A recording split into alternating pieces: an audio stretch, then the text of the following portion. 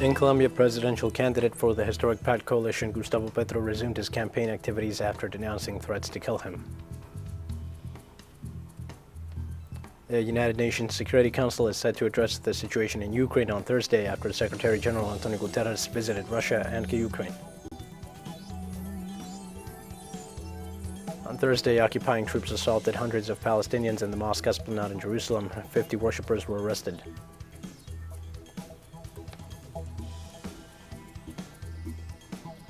Hi, this is From the South. I am your news anchor, Diego Martin, from the teleSUR studios in Havana. We begin with the news. In Colombia, presidential candidate for the historic PACT coalition Gustavo Petro resumed his campaign activities after denouncing threats to kill him. According to his campaign office, Petro canceled events in the country's coffee region on Monday over a plot by a crime gang known as La Cordillera to assassinate him. The candidate, who is the front-runner in Colombia's presidential election, continued his tour towards North Santander, the city of Valledupar, and the departments of Bolívar and Chocó. After denouncing the plot to assassinate him, Colombia's government provided the left-wing candidate with extra security ahead of the first round of voting on May 29th.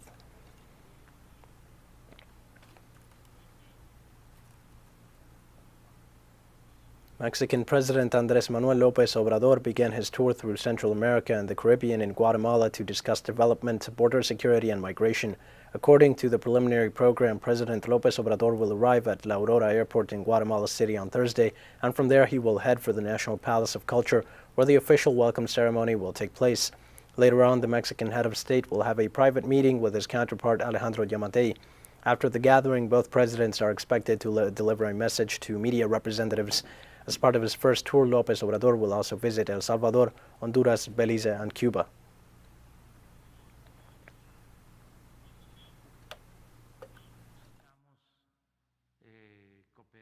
We are cooperating to implement in Central America 2 programs that are being successfully implemented in Mexico. They are Sowing Life and Youth Building a Future.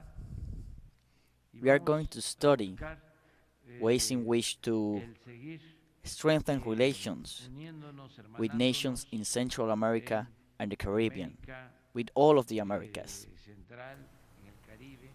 After having met with regional authorities in Tabasco and southeast Mexico, the caravan of mothers of missing migrants will visit the state's prisons and hospitals to continue their search. Governor Carlos Merino instructed the Secretary of Government and the State Attorney General's office to provide as much assistance as needed by the mothers that make up the caravan. In a meeting with the president of the Mesoamerican Migrant Movement, Talia del Carmen Vázquez Alatorre, and with Maria Catalina López López, member of the Guatemalan Committee, Governor Merino said he is willing to help them as much as possible. The 16th Caravan of Mothers, which carries a banner that reads, "We have never left," arrived in Tabasco last Tuesday to attend a forum with students of Mexico's autonomous university after a 2-year impasse due to the pandemic. This impasse, however, in no way implies a pause in their activities. The mothers have not had a single day of rest since their sons and daughters went missing.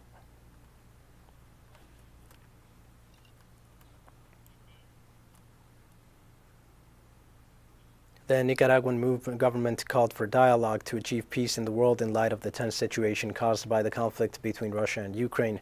During a ceremony commemorating National Dignity Day, President Daniel Ortega stressed that Russia's military operation in Ukraine is an act in defense of Russian sovereignty. The Nicaraguan head of state explained that Russia's action is a response to the fact that the United States and the North Atlantic Treaty Organization are using Ukraine to destabilize and weaken Moscow. In this sense, Ortega reaffirmed the only way to find a solution to the conflict is through dialogue and negotiation. The leader of the Sandinista National Liberation Front stated that Nicaragua welcomed and joined the peace proposal made by the president of China, Xi Jinping.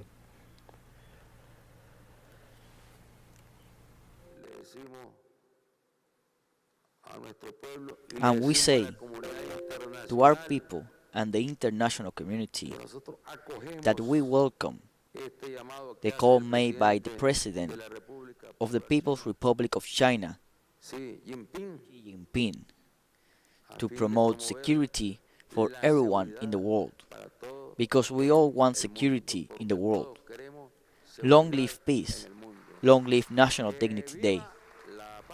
The United Nations office in Haiti denounced on Wednesday that the armed gangs that plague the country's main cities are increasingly recruiting children in what they describe as a blatant violation of children's basic rights. The BINUH, which is the name given to United Nations mission in Haiti, has condemned the violence that armed groups are carrying out in the northern territories of the capital, Port-au-Prince, forcing its residents to move and even forcing them to live in the streets. United Nations representative has reminded the government of Haiti that enlisting minors in armed groups is one of the 6 grave violations of children's rights. The situation of insecurity and violence in conflict zones has forced the closure of businesses, stores, schools, and the suspension of fundamental services such as transportation.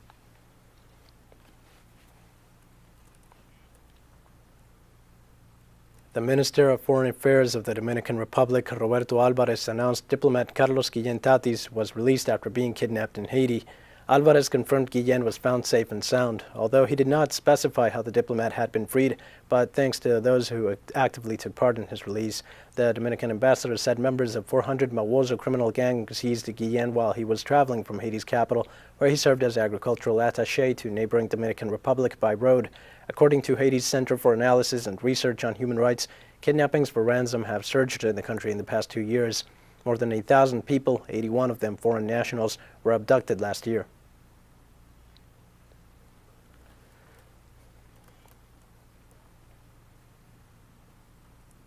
The Ministry of Health in Argentina reported the first case of acute childhood hepatitis of unknown origin. It is an 8-year-old patient who was hospitalized at the Children's Hospital in the city of Rosario in the province of Santa Fe. According to a statement from the government institution, this would be the first confirmed case, as Argentina joined the list of at least 20 affected countries in the world. The World Health Organization confirmed last Tuesday that 228 cases of acute childhood hepatitis of unknown origin were reported in less than a month, and another 50 were under investigation. Most of the verified reports corresponded to the European region, but cases have also been detected in the Americas, the Western Pacific, and Southeast Asia.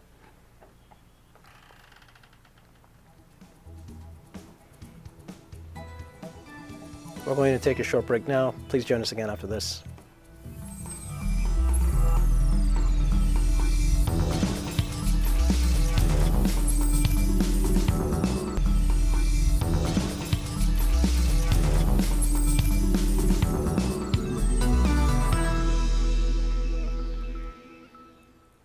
Hi, and welcome back to From the South. Polling stations in the United Kingdom opened this Thursday at 6 a.m. local time.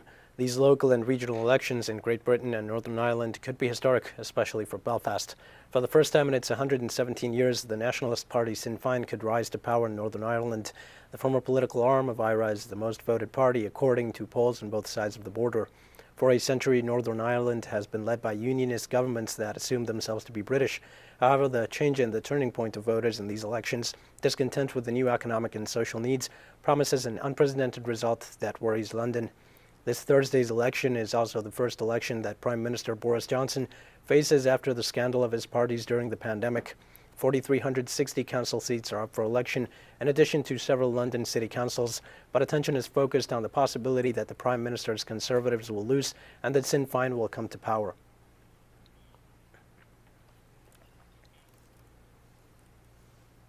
Chinese Foreign Affairs Ministry spokesman Zhao Lijian said on Thursday that the United States should contribute more to the recovery of the world economy and stabilization of the global supply chain rather than intensify unilateral sanctions on other countries. What I would like to emphasize hereby is that global economic recovery calls for concerted efforts of the international community. But we regretfully see that in the face of a sluggish and fragile world economy, the US and a few other countries have adhered to their selfish interests and blindly intensified unilateral sanctions. Facts have already proved that sanctions cannot bring about peace, but only make the already sluggish world economy even worse. The big stick of sanctions is actually hitting people of all countries. As the largest economy in the world, the US should think more about the living and development rights of people around the world and do more to help in the recovery of the world economy and stability of the global supply chain.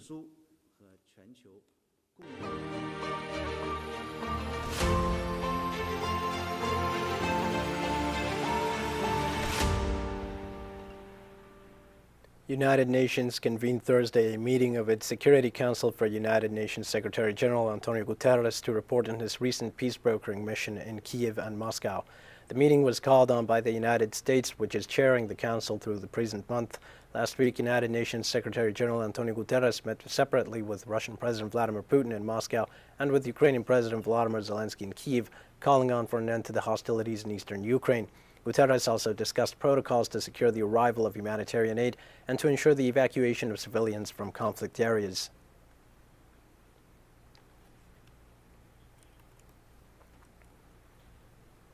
The Russian Federation's coordinating headquarters for humanitarian response has announced the opening of a humanitarian corridor in the Azovstal steel plant in Ukraine. On humanitarian grounds, Russia ordered its armed forces that from 800 hours to 1800 hours local time as of this Thursday, up until May 7th, they should open a corridor from the territory of the Azovstal steel plant to evacuate civilians. These are women, children, and factory workers. They will notify and require the presence of representatives from United Nations, the Russian armed forces, and of the Donetsk militia. The militia will unilaterally cease any hostilities and will withdraw to a safe distance, ensuring the transfer of civilians to the destination of their choice.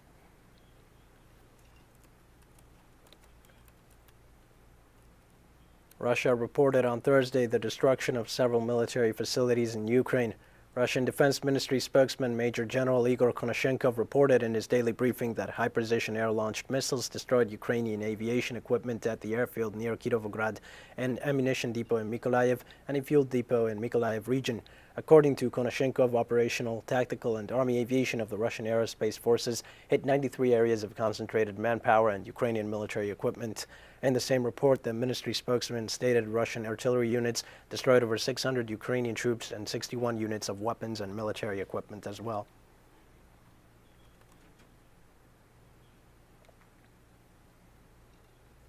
Russia has confirmed that on Thursday, Ukraine shelled the villages of Shuravlyovka and Nekoteyevka in the Belgorod province, a few kilometers from the common border. So far, no injuries or fatalities have been reported. Province Governor Vyacheslav Gladkov confirmed that a house and a garage were destroyed in one of the shelled areas and said that this is not the first time this area had been targeted. Last April 1st, there were some explosions in that same region, but no victims were reported. On that same day, 2 helicopters of the Ukrainian army flew over the area and attacked an oil depot. On April 14th, the village of Golovchino, about 10 kilometers from the border with Ukraine, was also attacked by the Ukrainian forces.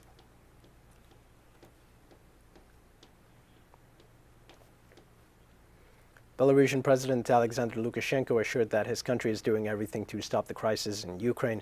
In an interview with a United States media outlet, Lukashenko acknowledged that the conflict had dragged on longer than he had imagined and said Kyiv insists on provocations as it did when it forced the beginning of the conflict. Lukashenko said he has never been in any favor of any war, and that's why he brokered the first meeting between Kyiv and Moscow. Lukashenko reiterated his support to President Vladimir Putin of Russia and said he cannot understand why in a conflict where Ukrainians are dying, the head of state of Ukraine, Volodymyr Zelensky, hinders a way to a peace agreement.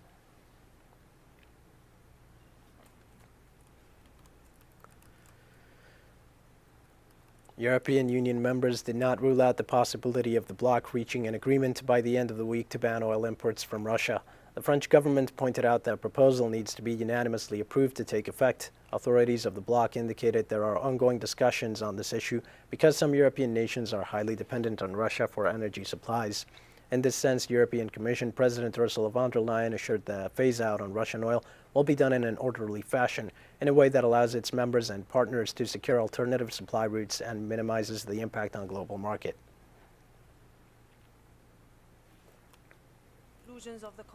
The Organization of Petroleum Exporting Countries, OPEC, along with 10 independent oil-producing countries, held a virtual meeting Thursday to discuss production increases to which they had agreed upon since June 2021 in order to restore production to pre-pandemic levels.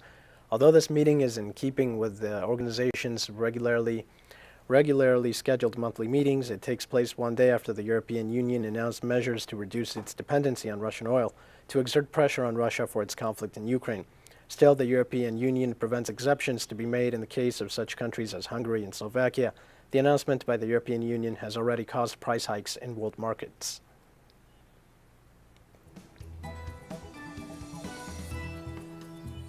We have more news coming up after a final short break. Please stay with us.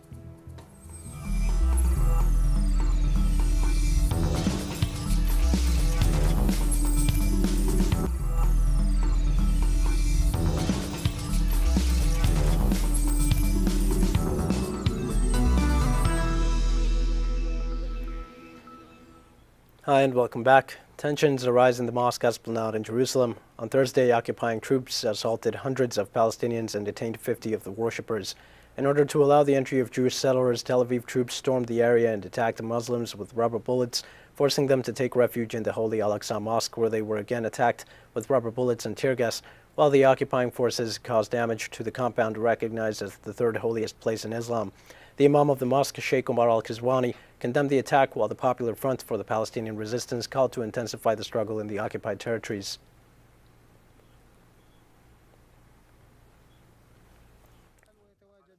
The soldiers of the occupation are at the doors of the Al-Aqsa, as well as inside the compound.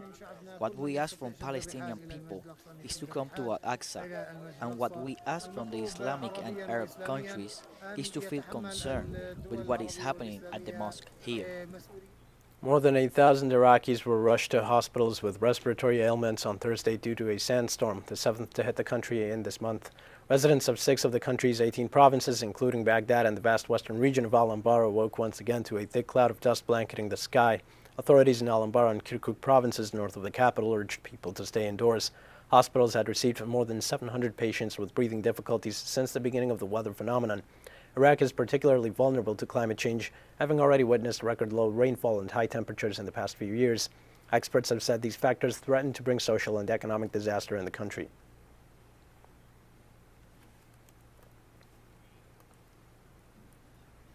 The government of Togo expressed its willingness to mediate between the international community and the military junta of Mali to resolve the conflict sprung from the sanctions imposed on Mali by the Economic Community of West African States. The announcement was made after a Malian delegation arrived in the capital, Lomé, in Togo, led by Mali's Minister of Foreign Affairs, Abdoulaye Diop, who said on Twitter that he had asked Togo to facilitate a possible dialogue with the international community to achieve a solution to the conflict that continues to aggravate the lives of the people of Mali. So far, Togo has somehow distanced itself from the situation and has refused to impose sanctions on the country. The latest political conflict in Mali began on May 2, 2020, with a military coup made worse by the suspension of the elections, which had been scheduled for early 2022.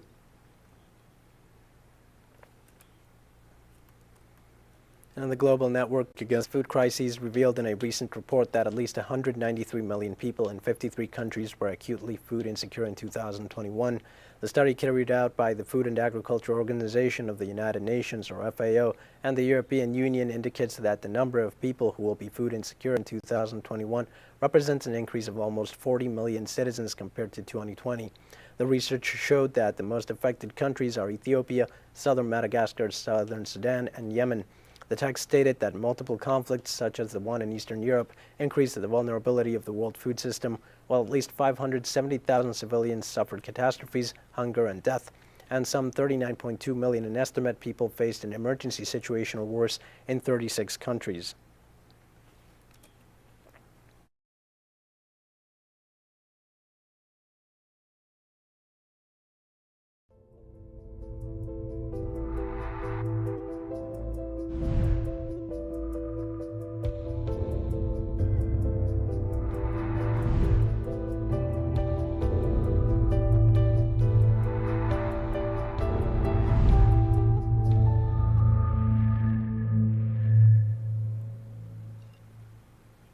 The United States surpassed 1 million COVID-19 deaths, according to data compiled by NBC News, a once unthinkable scale of loss even for the country with the world's highest recorded toll from the virus. The number equivalent to the population of San Jose, California, the 10th largest city in the country, was reached at stunning speed 27 months after the U.S. confirmed its first case of the virus. While deaths from COVID have slowed in recent weeks, about 360 people have still been dying every day. The casualty count is far higher than what most people could have imagined in the early days of the pandemic, particularly because the then-President Donald Trump repeatedly downplayed the virus while in office.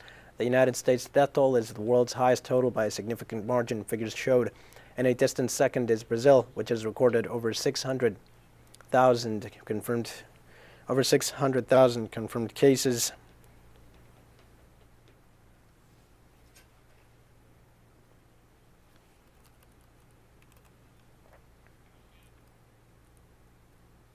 According to the Chinese National Health Commission, the country reported 360 new locally transmitted confirmed COVID-19 cases and more than 4,000 local asymptomatic cases on Thursday. The greater number was recorded in Shanghai, followed by Beijing with 42. A total of 13 new deaths, all in Shanghai, were registered on Wednesday, and no new local suspected cases were detected. Concurrently, 13 imported COVID-19 cases were newly reported in the country. On Wednesday, more than 2,000 patients were discharged from hospitals after making recovery between local and imported ones, and more than 30,000 close contacts were released from medical observation. Meanwhile, the number of severe cases increased by 30 from the previous day.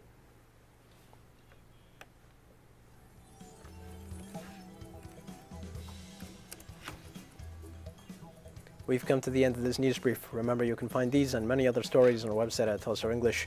You can also join us on social media for all the latest news. We're on Facebook, Twitter, Instagram, and Telegram. For @teleSUR English, I'm Dio Martin. Thank you for watching.